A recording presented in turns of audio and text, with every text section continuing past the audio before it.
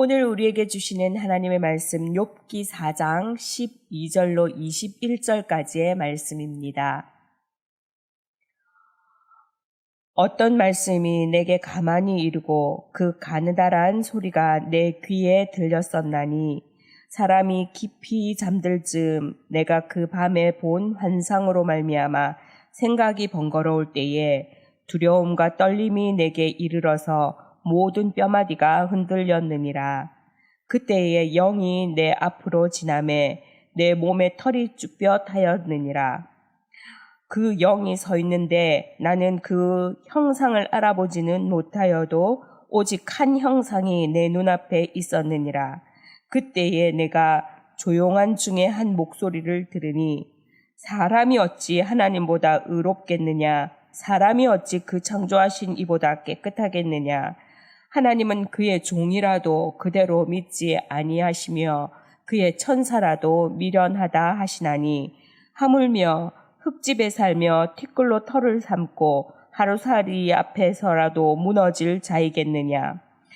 아침과 저녁 사이에 부스러져 가루가 되며 영원히 사라지되 기억하는 자가 없으리라. 장막줄이 그들에게서 뽑히지 아니하겠느냐. 그들은 지혜가 없이 죽느니라. 아멘. 욥이 이제 고난 당하는 모습을 보면서 그 욥에게서 무엇을 잘못했는지 그 범죄를 찾고자 했던 친구 엘리바스가 받은 은밀한 계시에 대해서 지금 기록하고 있습니다. 12절에 엘리바스가 가느다란 목소리를 들었다고 말하고 있습니다. 열왕기상 19장에도 보면 엘리야가 세미한 소리로 말씀하시는 것을 들었지요. 이러한 체험은 성경 곳곳에서도 나옵니다. 다니엘이나 느부갓네살 등도 경험했던 것이니까 거짓말을 하고 있는 것은 아니라는 거죠. 그런데 이 말을 지금 하고 있는 목적이 무엇인가? 이 지금 엘리바스가 욥에게 이 말을 하는 것은 지금까지 내가 말했던 거, 너 하나님 앞에 범죄한 거 있지? 그런 어떤 것들에 대한 거, 내가 말했던 거, 너 이렇게 해야 될 것 같아 했던 그것들에 대한 권위와 또 신빙성을 높이기 위해서 지금 이 말을 하고 있는 겁니다. 엘리바스가 계시를 언급하면서까지 하고 싶었던 말은 뭔가? 3장에서 했던 욥이 했던 나 지금 죽고 싶다. 죽을 만큼 힘들다. 그리고 내가 막 했던 그런 탄식과 고뇌 이런 것들에 대해서 책망하는 거예요. 응? 너 믿음 없으니까 그런 거야. 두 번째는 뭐냐면 욥이 가지고 있는 자기의 아니 나는 하나님 앞에 정직하고 나는 하나님 앞에서 할 만큼 했어 하는 그것에 대해서 그 고집을 꺾기 위한 겁니다. 아니 네가 모르는 뭔가가 있다는 거죠. 그리고 세 번째는 앞에서 주장했던 자기의 그 논지를 확고히 하기 위한 겁니다. 그 논지가 뭐죠? 인과응보. 다 원인이 있으니까 이런 결과가 나타난 거 아니야. 회개해라. 이 친구에 대한 그 충고에 대한 의무를 가지고 있는 겁니다. 우리는 이런 의무감이 초철한 사람들을 볼 수 있어요. 지금 엘리바스가 그런 경우입니다. 저 친구를 바로 세워야 되겠다는 거죠. 친구에 대한 의무감이 충실하고요. 하나는 나는 범죄에 대해서 철저하게 이걸 밝히겠다는 의무감입니다. 나 침묵하지 않겠다는 거죠. 네가 나하고 아무리 친하지만 내가 너를 아무리 잘 알지만 그래도 내가 이거는 하나님 앞에 네가 잘못된 거 있으면 그거는 꼭 밝혀내야 되겠어 하는 그런 의무감입니다. 그리고 하나는 하나님에 대한 의무감입니다. 나는 하나님의 의를 이루어야겠다는 최선을 다하겠다는 그런 의무감을 지금 가지고 있는 겁니다. 그러면서 12절에 그 계시의 음성을 들었고 13절에는 내가 환상을 보았고 하면서 14절에 보니까 내가 그것에 대한 계시의 음성을 듣고 환상을 본 것으로 말미암아서 내가 두려움과 떨림으로 모든 뼈마디가 지금 흔들렸다 말하고 있습니다. 히브리 사고에는 이 뼈를 그 인격의 실체와 동일시하는 것들이 있습니다. 왜냐하면 그 인간의 신체를 지탱하기에 가장 중요한 것이 뼈라고 생각을 했기 때문입니다. 그리고 지정의의 모든 것이 거기에 담겨 있다고 생각을 했다고 합니다. 자, 그래서 14절에 그렇게 두려움과 떨림으로 있었던 것에 대한 의미는 뭐냐면 이 초자연적인 어떤 하나님의 그 임재를 내가 경험하니까 정말 두려움과 떨림으로 온몸이 전율을 느꼈다고 말하고 있는 겁니다.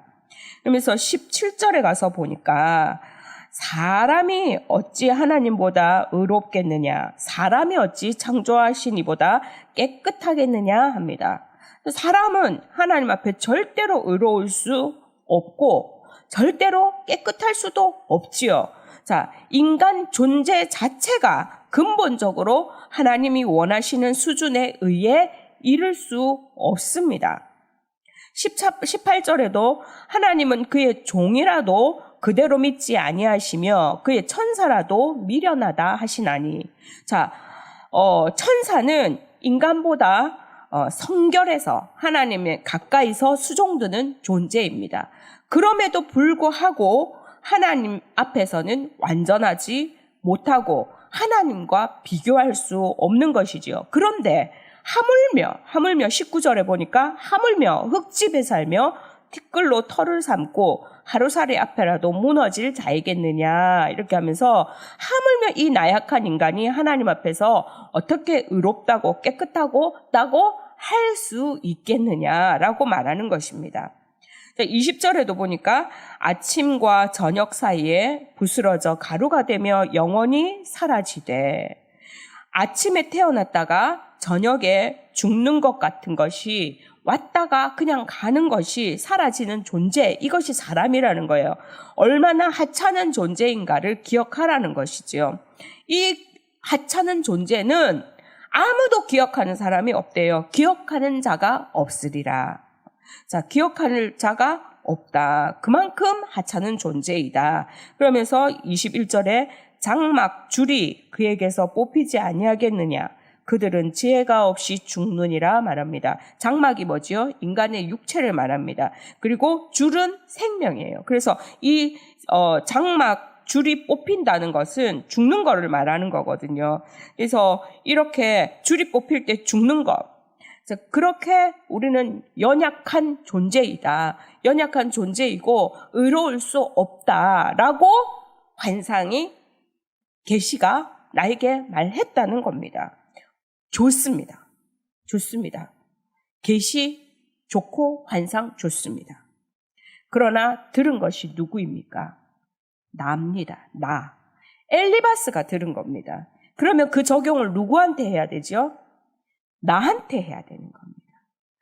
하나님의 말씀을 우리가 듣고 보고 할 때에 설교자도 마찬가지입니다. 내가 오늘 이 주신 말씀을 하나님 앞에서 가지고 나가서 몸부림칠 때에 이 하나님의 주시는 성령의 계시의 음성을 누구에게 적용해야 하죠?